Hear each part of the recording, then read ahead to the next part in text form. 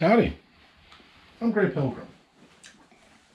Well, the other day, my cousin and I went off to a small town near here, and we went to a lot of gun shops and a lot of junk stores, and just had a good day of it. Well, I've never met a flintlock or a caplock that I didn't like, and I bought one. This is a CVA. That stands for Connecticut Valley Authority. It's a double set triggered caplock. Now, there is a problem with this thing. Cock it. Okay, I'll dry fire this once just to show.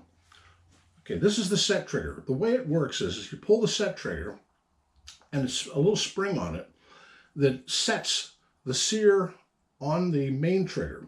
What it does is it pulls most of the tension off of the sear, so that when you touch the main trigger, it's supposed to be as light as a feather. Well, here, I'm going to push the set trigger. You hear the click. Now watch this. Let me do that again.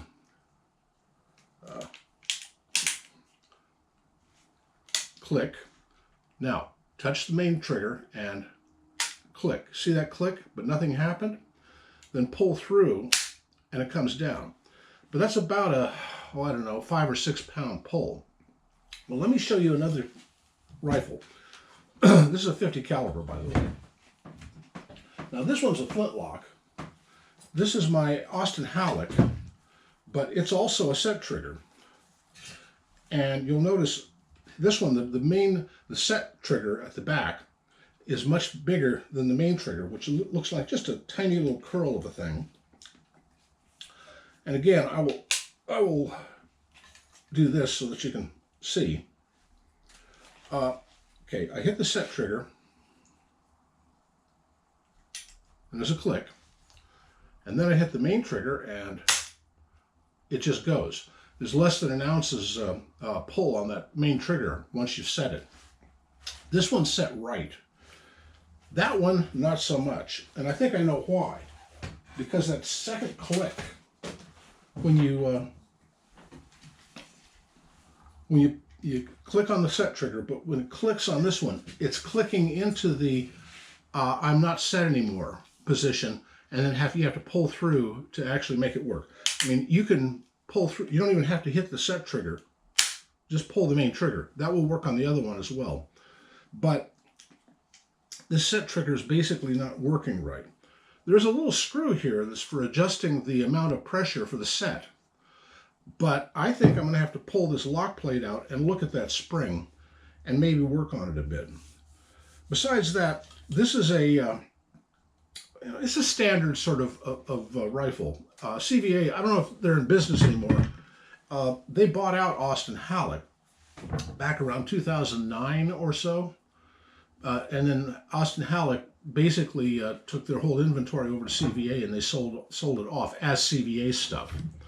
Well, CVA is not bad. I mean, they come up with some pretty cool looking stuff. Like, let me see if I can get this down.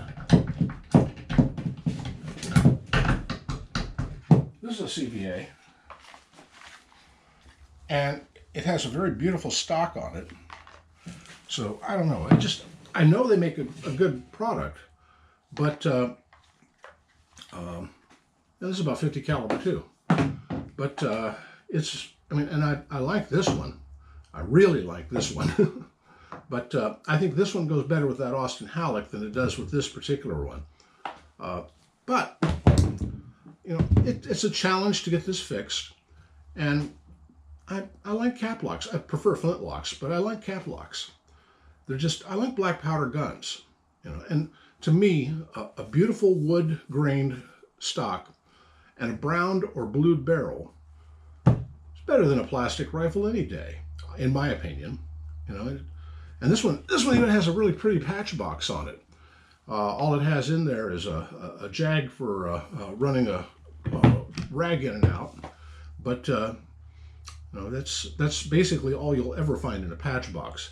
Maybe a screw for pulling a bullet, but that's the only other thing you'll find. You'll notice, by the way, the blade front sight on this one and the blade front sight on this one. That's a distinctive CVA trait, that particular sight. I don't know. I haven't really looked at the Austin Halleck. It's got one, but it's that one's German silver. It's nickel steel. I mean, they call it German silver, but it isn't silver. Anyway, I got a new gun, and you know.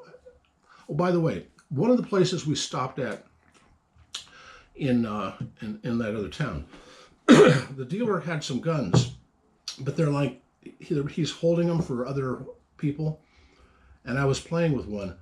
God, it was beautiful. It had Sharp's patent on it. It was a 22 rimfire short, black powder only. But the way it worked was when you hit a lever up front, instead of having the barrel pivot or swing up or otherwise, you hit it and then it slides forward. When it would slide forward, it would pull out whatever the shell was that was in it at the moment and discard it. And then it was open to being refilled. It's a 4-barrel thing. Well, I've got a 4-barrel pistol, but this one is just cool. And I asked if it was for, nope, not for sale. That's a collector's item that he has. You know, but I've been dreaming about it ever since I saw it. Has anybody else seen a Sharp's pistol like that before? I thought it was really cool. Anyway, but this was my consolation award. At least, you know, makes me happy. Anyway, happy trails.